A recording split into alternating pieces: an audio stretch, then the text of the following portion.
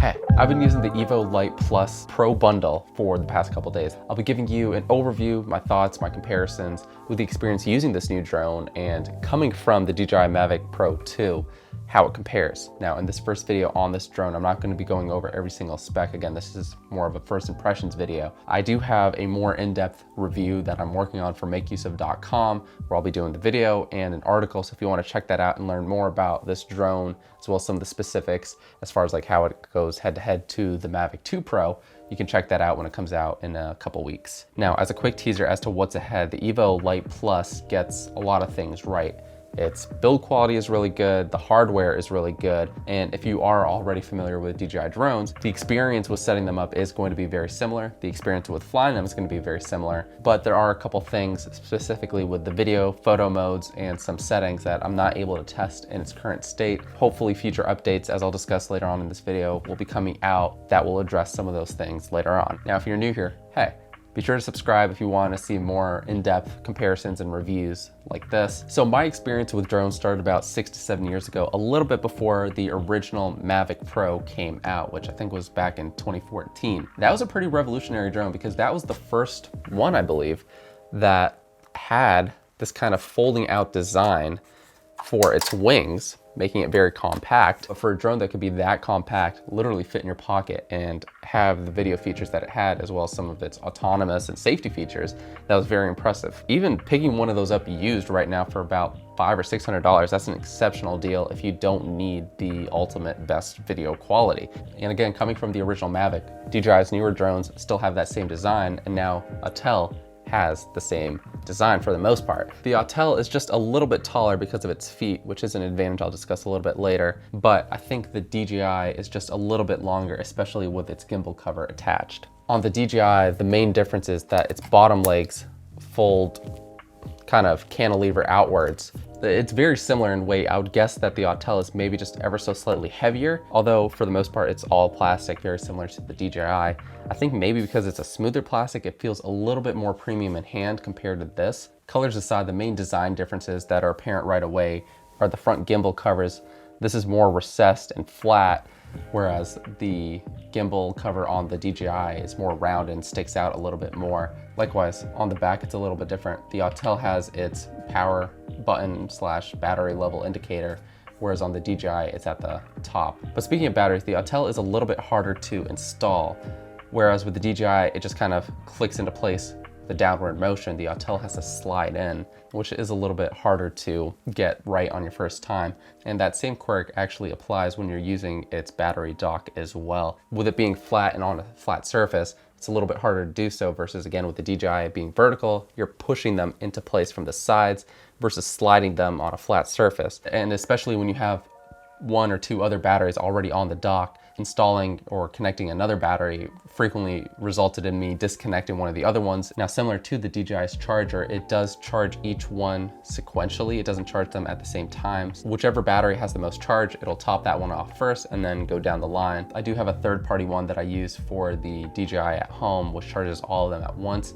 I'm not sure if there are third-party ones currently available for Autel, but if you do plan to use the Autel seriously and you need your batteries charged as quickly as possible, that is something I would recommend looking into. Now, onto the remote controller. It feels very good in hand. It actually feels very similar both in size and build quality to a Xbox One controller, actually. Maybe even a little bit better because of this grippy side on the back here. This does feel very good in hand. Unlike with the DJI's controller, which houses the phone at the bottom, this has its phone holder at the top. You'll notice that this is made of metal. It's actually quite rugged and durable. Even with my iPhone 13 mini, with its larger wallet case on there, it fits in pretty well. I've used other similar style controllers that have the phone mounted at the top, and actually I've had some unlucky experiences where my phone would fall out while in use because it just couldn't quite hold on to it. Now, all that said, comparing it directly to the Mavic 2 Pro's controller, which has your informational screen, so you can see your speed, your elevation, your distance away from you, as well as some other key information right there on the controller without needing your phone. Now, I know that the DJI Air 2S doesn't have that, so in that sense, function-wise, this is more similar to that. But overall, I do prefer the more compact size of the DJI's controllers. It's easier to pack up, it takes up less space. Although the joysticks on the controller the knobs, whatever you want to call them, are removable as well. There's nowhere to put them on this controller, so it's going to be very easy to lose these if you frequently are removing them. So in my case, I'm thinking I probably won't even remove them that much. The only controls you have on here, you have your battery indicator, you have your return to home, and you have your pause flight button, and then of course you have your power button as well. On the back, you have your start stop recording, and you have a function button, which can be programmed to a variety of things within the app. And then you have a dial on the left which controls the pitch of your gimbal. One area that the Autel actually has improved over the DJI in terms of design is with its feet. It has a lot more clearance compared to the DJI. So in my experience, when you're taking off in areas that either have dirt, gravel, other loose elements, it helps keep the drone more elevated and makes it safer to take off and land from other areas with less worry. So good on Autel for incorporating larger feet there. And speaking of setup, overall, just like its design, it was very straightforward and very similar to the DJI. So again, coming from that experience, even if you don't read any of the instructions or booklets that come with it, the initial setup is going to be very similar. The Pro bundle is basically Autel's version of the 𝗚𝗺𝗵𝗀𝗀 kit that you can get with the DJI. And compared to the standard, it includes a couple other very handy things. The bag, of course, which will carry all your accessories. The main thing that you're gonna get with the kit, similar to the 𝗚𝗺𝗵𝗀𝗀 kit, are the 2 additional batteries. You get a total of 3 extra full sets of props, whereas with the standard kit, you just get 1 extra set, and you get the multi-charger dock as well, which despite its annoyances, is still really handy to have if you don't wanna manually swap over your batteries every time they're done charging, so the next one can be charged. Even if you don't opt for the Pro bundle, in the standard kit, you also get all the wires that you'll need to connect to your phone. So it includes a C to C, C to Lightning, and C to Micro. So whatever phone you have, you can get set up and connected to your drone without needing to buy anything else. And something that's also great is that you get the ND filters. Now, looking at their site, I'm not sure if the standard kit also includes the ND filters or if you have to upgrade to the Pro kit in order to get them. Now, after downloading the app, creating an account and logging in, pairing your controller with the phone and the drone is very quick too. Now, so far with my first couple tests, getting this set up and ready to fly each time, it doesn't give you that magnetic interference issue that I always get with the Mavic 2 Pro. I think they have fixed that with the Air 2S and probably the Mavic 3, but I haven't tested that. But you look so silly when you have to spin your drone around so it can calibrate its compass. How do you actually take this off? I wanted to see, is it very similar to the DJI? And yeah, it is. You just take your 2 joysticks in, push them in forwards, it'll turn its props on, and it's ready to fly. Aside from that, all the other controls feel identical, very, very, very similar to the DJI's controller. It even got to the point where I forgot that I was using a different drone at times. Like if I was just maintaining line of sight and flying it that way, it just felt second nature, and I wasn't thinking, oh, this is an Autel versus the DJI. Again, the controls were very smooth and responsive. Even with the moderate wind that was outside, it held its position very well. Obstacle avoidance also seemed to be working well. While taking off from the rather tight location from out front, its sensors were going off until I made it about 15 feet away from me. Now coming back into land again, camera setup, me being there, as well as some other obstacles in the way, it didn't want to come any closer because there was a lot of things around it. Now I did fly this a good distance away, nowhere near its max claimed range, but it was within the limits of what I felt was practical and safe for most of my real world flights. There were a few times a little bit further away behind the house and over the water that the connection did drop off a little bit. It didn't completely drop off, it definitely got a little bit choppy. I didn't experience that with the DJI, flying it out in the same locations, doing a very similar flight to what I'd done before this. But of course, without them both flying at the exact same time in the exact same location, it's very hard to tell if that's just a fluke or if that was an actual drop off that the Autel is frequently encountering compared to this. Bringing it back home, when I brought it close to me, just maintaining line of sight, how that felt and if it felt natural again, just with the perspective of the drone and what I was seeing up there, just handling the controls, if I could naturally bring it in without issue.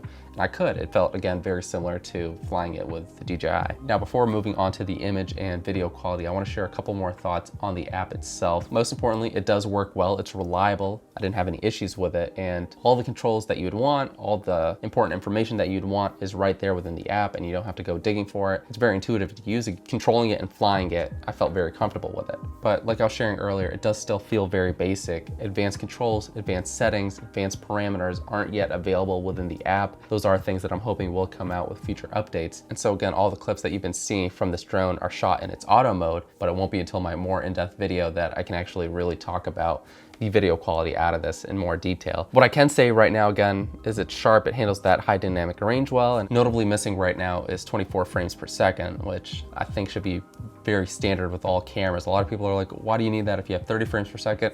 It just feels different, you know? Especially if you're trying to match up your frame rates to your other cameras. If you're shooting everything in 24, it's better to have it consistent 24 throughout. And as for video, the only thing you really can change right now is your format, your resolution, your frame rate. On the photo side, you can either shoot in JPEG, JPEG plus RAW, or just RAW. For both modes, photo and video, you can't change your white balance, your shutter speed, your ISO. My understanding is they are working on adding those in a future update. I really want to see them because at this point, I can't really give you an accurate and realistic comparison between the two. And beyond that, even if you are more of a novice or you don't really need those advanced features, there are things that are very obvious to even people who aren't very familiar with cameras and all their settings. White balance, for example, it shifted a lot, and it tended to shift or prefer going towards very cooler colors. Looking at some of these shots, you can see that the sky, the snow was all pretty blue. Yes, you could kind of correct that in post a little bit, but when it's shifting consistently and you're not able to lock in those settings, it definitely makes